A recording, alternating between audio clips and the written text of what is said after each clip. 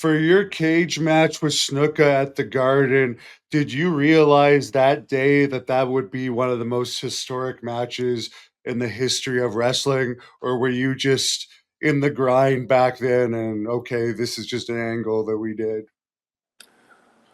Well, a little bit of both, was as part of the grind and this everyday, everyday thing. But we could, you knew that something was going down, that something was happening, and it was.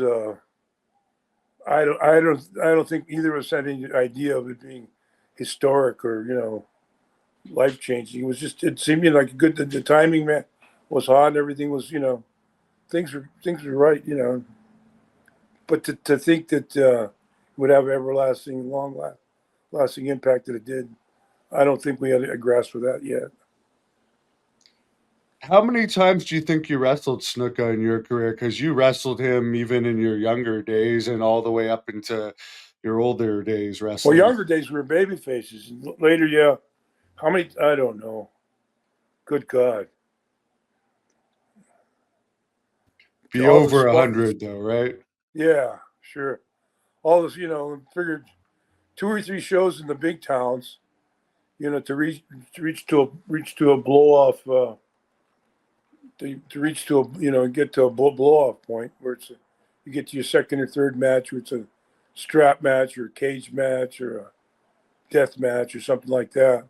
So we had a couple, tune ups for that, and that was in the big towns, and then all the small towns, and if they could bring it back, had the opportunity, an open date to bring it back, they'd bring it back. And It I was would great though. imagine you're not planning out those matches, right? Because you guys know each other pretty much. Yeah, yeah. I would just and you weren't giving them earth shaking finishes or anything. Usually a count out or DQ, or you want to save the all the clever shits for the weekend, for the Hartfords and the Gardens and the Philadelphias, stuff like that.